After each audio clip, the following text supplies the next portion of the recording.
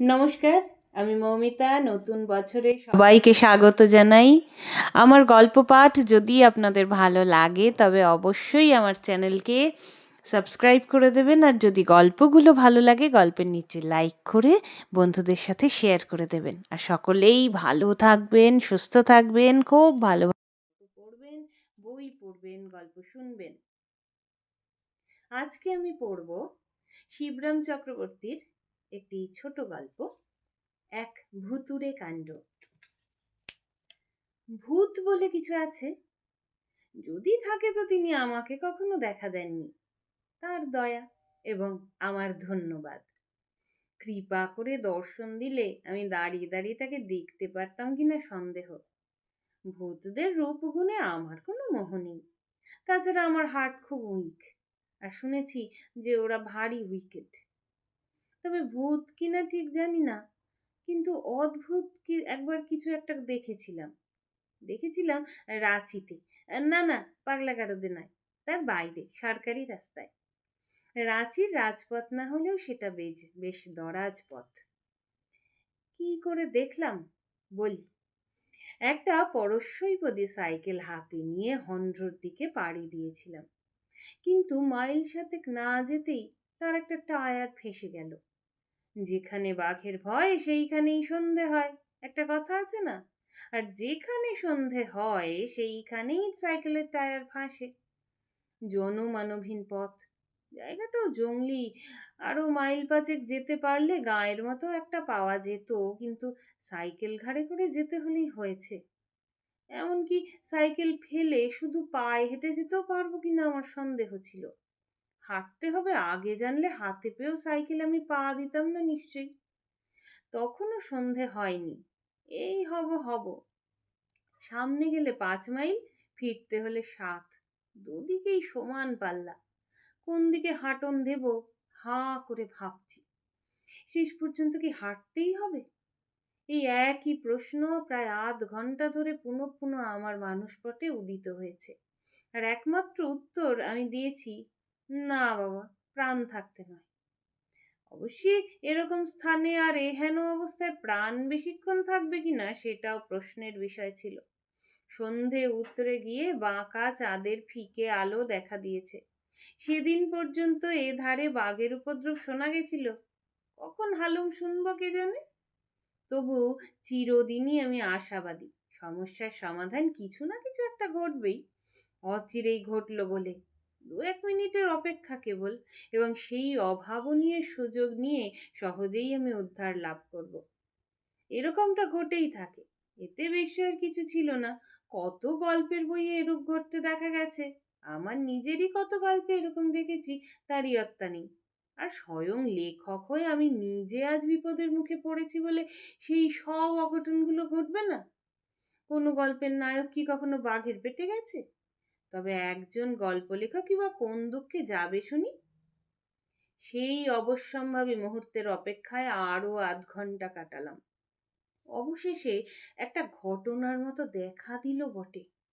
একখানা লরি, খুব জোরেও নয় খুব আস্তেও নয়, আস্তে দেখা গেল সেই পথেই রাঁচির দিকেই যাচ্ছিল লরিটা। আমার টর্চ বাতিটা জ্বালিয়ে নিয়ে প্রাণপণে ঘোরাতে লাগলাম। শীতের রাত, ফিকে চাঁদের আলো, তার উপর কুয়াশার পর্দা পড়েছে। এই ঘোরালো আবহাওয়ার মধ্যে আমার আলোর ঘূর্ণিপাক লরির ড্রাইভার দেখতে পেলে হয়। লরিটা এসে পৌঁছলো, এলো একেবারে সামনাসামনি। মুহূর্তের জন্যই এলো, কিন্তু মুহূর্তের জন্য থামলে না। যেমন এলো তেমনি চলে গেল নিজের আবেগে। রাস্তার বাঁক ঘুরে অদৃশ্য হয়ে গেল মুহূর্তের মধ্যে। অনর্থক কেবল টর্চটাকে আর নিজেকে টর্চার করা। আলোর আন্দোলন করতে গিয়ে হাত ব্যথা হয়ে গেছিল। ছ্যা ছ্যা, লরিওয়ালারা কি কানা হয়ে লরি চালায় নাকি? যেরকম তারা মানুষ চাপা দেয় তাতে বিচিত্র নয়। শেষটা কি হাঁটাই আছে কপালে? এই ঝাপসা আলো আর কুয়াশার মধ্যে সাইকেল টেনে পাক্কা 7 মাইলের ধাক্কা। ভাবতেই আমার বুক দূর করতে থাকে। তার চেয়ে বাঘের পেটের মধ্যে দিয়ে স্বর্গে যাওয়া ঢের শর্টকাট। না না, কোথাও যেতে হবে না, বাঘের পেটেও নয়। কিছু না কিছু একটা হতে বাধ্য, অনতি বিলম্বেই হচ্ছে। আর 1-2 মিনিটের অপেক্ষা কেবল। এর মধ্যে কুয়াশা আরো জমেছে, চাঁদের আলো ফিকে হয়ে এসেছে আরো। আমি নিজেকে প্রাণপণে প্রবোধ দিচ্ছি, এমন সময় দুটো হলদে রঙের চোখ কুয়াশা ভেদ করে আসতে দেখা গেল। বাঘ নাকি? না, বাঘ নয়। দুই চোখের অতখানি ফারাক থেকেই বোঝা যায় বাঘের দৃষ্টিভঙ্গি ওরকম উদার হতে পারে না। আবার আমি বাহু বলে টর্চ ঘোরাতে লাগলাম। ছোট্ট একটা বেবি অস্টিন, তারই কটাক্ষ। আস্তে আস্তে আসছিল গাড়িটা, এত আস্তে যে মানুষ পা চালালে বোধহয় ওর চেয়ে জোরে চলতে পারে। আস্তে আস্তে গাড়িটা আমার সামনে এসে পড়লো। আমি হাঁকলাম, এই! কিন্তু গাড়িটা থামবার কোনো লক্ষণ নেই। তেমনি মন্থর গতিতে গড়িয়ে চলতে লাগলো গাড়িটা। আমার পাশ কাটিয়ে যাওয়ার দুর্লক্ষণ দেখে আমি মরিয়া হয়ে উঠলাম। না, আর দেরি করা চলে না। এক্ষুনি একটা কিছু করে ফেলা চাই। এসপার ওসপার যা হোক। গাড়ির মালিকের না হয় ভদ্রতা রক্ষার কোনো প্রয়োজন নেই, কিন্তু আমাকে তো আত্মরক্ষা করতে হবে। অগত্যা আগায়মান গাড়ির গায়ে গিয়ে পড়লাম। দরজার হ্যান্ডেল ঘুরিয়ে ঢুকে পড়লাম ভেতরে। চলন্ত গাড়িতে ওঠা সহজ নয়, নিরাপদও না। কি করব? 1 মিনিটও নষ্ট করবার ছিল না। কায়দা করে উঠতে হলো কোনো গতিকে। কি জানে, এই হয়তো সশরীরে রাঁচি থেকে ফেরার সুযোগ। সাইকেলটা রাস্তার ধারে ধরাধায়ী হয়ে থাকলো। থাকবে, কি করা যাবে? নিতান্তই যদি রাত্রে বাঘের পেটে না যায়। বাঘরা কি সাইকেল খেতে ভালোবাসে? কাল সকালে উদ্ধার করা যাবে। সাইকেলের মালিককে আগামীকাল একসময় জানালেই হবে। বেশি বলতে হবে না, খবর দেওয়া মাত্র আমার 14 পুরুষের শ্রাদ্ধ করে তিনি নিজেই এসে নিয়ে যাবেন। ছোট্ট গাড়ির মধ্যে যতটা আরাম করে বসা যায় বসেছি। বসে ড্রাইভারকে লক্ষ্য করে বলতে গেছি, আমায় লালপুরার মোড়টায় নামিয়ে দেবেন, তাহলেই হবে। ওই ওই ডাক্তার যদুগোপালের বাড়ি। বলতে বলতে আমার গলার স্বর উপে গেল। বক্তব্যের বাকিটা উচ্চারিত হলো না। আমি হা করে তাকিয়ে থাকলাম। আমার দুই চোখ ঠিকরে বেরিয়ে আসতে চাইলো। আমার শার্টের কলারটা মনে হলো কে যেন আমার গলার চারধারে চেপে বসেছে। হাত তুলে যে গলার কাছটা আলগা করব সে ক্ষমতাও নেই। আঙুলগুলো অবধি অবশ। সেই শীতের রাত্রেও সারা গায়ে আমার ঘাম দিয়েছে। যেখানটায় ড্রাইভার থাকবার কথা সেখানে কেউ নেই, একদম ফাঁকা। আমি তাকিয়ে দেখলাম, জিভ আমার টাকরায় আটকে ছিল।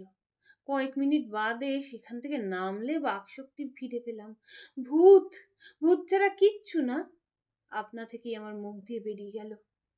আমার কথায় ভূত যে কর্ণপাত করলো তা মনে হলো না। বে ড্রাইভার গাড়ি যেমন চলছিল তেমনি চলতে লাগলো। প্রথমে আমার মনে হলো নেমে পড়ি গাড়ির থেকে, কিন্তু তারপর সমস্ত পথটা হেঁটে মরতে হবে এই কথা ভাবতেই ভূতের মারও তার চেয়ে ঢের শ্রেয় বলে আমার জ্ঞান হলো। আমার নামের প্রথমার্ধ ভূত ভাবন, আর বাকি অর্ধেক ভূত ধাবন। কাজেই ভূতের ভয় আমার থাকলেও ভাবনা তেমন ছিল না। ভূতের হাতে মরলেও শিবলোক কিংবা রামরাজ্য একটা কিছু আমি পাবই, সেটা একেবারে নিশ্চিত। কিন্তু তাহলেও এমন অভূতপূর্ব অবস্থায় আমার পড়তে হবে কখনো ভাবিনি। ড্রাইভার নেই, এমনকি গাড়ির ইঞ্জিনও চলছিল না, তবু গাড়ি চলছিল এবং ঠিক পথ ধরেই চলছিল। এই কথা ভেবে এবং হেঁটে যাওয়ার চেয়ে বসে যাওয়ার আরাম বেশি বিবেচনা করে প্রাণের মায়া ছেড়ে দিয়ে সেই ভুতুড়ে গাড়িতেই আশ্রয় করে বসলাম। আলস্যের সঙ্গে আমি কোনোদিনই পারি না। চেষ্টা করলে হয়তো বা কায়ক্লেশে পারা যায়, কিন্তু পেরে লাভ? লাভ? লাভ তো ডিমের। চিরকালের মতো এবারও আমার আলস্যই জয়ী হলো শেষটায়। ঘন্টা দুয়েক পরে গাড়িটা একটা লেভেল ক্রসিং এর মুখে এসে পৌঁছেছে।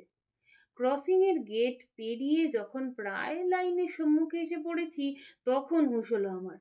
হুস হুস করে তেড়ে আসছিল একটা আওয়াজ। রেলগাড়ির আগমনী কানে আসতেই আমি চমকে উঠলাম। আপ কিংবা ডাউন একটা গাড়ি এসে পড়লো বলে। অদূরে তার ইঞ্জিনের আলো দেখা দিয়েছে, কিন্তু আমার গাড়ির থামবার কোনো উৎসাহ নেই। বিনে ভাড়ায় গাড়ি চেপেছি বলে কি অদৃশ্য ভূত আমায় টেনে নিজের দল ভারী করার চেষ্টা করছে নাকি? নিঃশব্দ রাত্রির শান্তি ভঙ্গ করে গম গম করতে করতে ছুটে আসছিল ট্রেনটা। তার জ্বলন্ত চোখে মৃত্যুদূতের হাতছানি। আমার গাড়ির হাতলটা কোথায়? এক্ষুনি এই জমালয়ের রথ থেকে নেমে পড়া দরকার। আরেক মুহূর্ত দেরি হলেই হয়েছে। কোনো রকমে দরজা খুলে তো বেরিয়েছি। আমিও নেমেছি, আমার গাড়িও থেমেছে। আর সঙ্গে সঙ্গে সামনে দিয়ে রেলগাড়িটাও গর্জন করতে করতে বেরিয়ে গেছে। কয়েক মুহূর্তের জন্য আমার সম্বিত ছিল না। হুশ হুশ করে ট্রেনটা চলে যাওয়ার পর আমার হুশ হলো। না, মারা যায়নি। হুঁশিয়ারি হয়ে দেখলাম জ্যান্ত রয়েছি এখনো, এবং মোটর গাড়িটাও চুরমার হয়নি। আমার পাশেই ছবির মতো দাঁড়িয়ে, আমার এবং মোটরটা টিকে থাকার একটা চূড়ান্ত রহস্য বলেই মনে হচ্ছে। এমন সময় চোখে চশমা লাগানো একটা লোক বেরিয়ে এলো মোটরের পিছন থেকে। আমাকে একটু সাহায্য করবেন? এগিয়ে এসে বললেন ভদ্রলোক। যদি দয়া করে আমার গাড়িটা একটু ঠেলে দেন মশাই। 8 মাইল দূরে গাড়িটা কল বিগড়েছে, সেখান থেকে একলাই এটাকে ঠেলতে ঠেলতে আসছি। সারা পথে একজনকেও পেলাম না যে আমার সঙ্গে হাত লাগায়। যদি একটু আমার সঙ্গে যোগ দেন, লাইনটা পেরিয়ে আর একটু এগিয়ে গেলেই আমার বাড়ি। ওই যে দেখা যাচ্ছে আর 1 মিনিটের রাস্তা।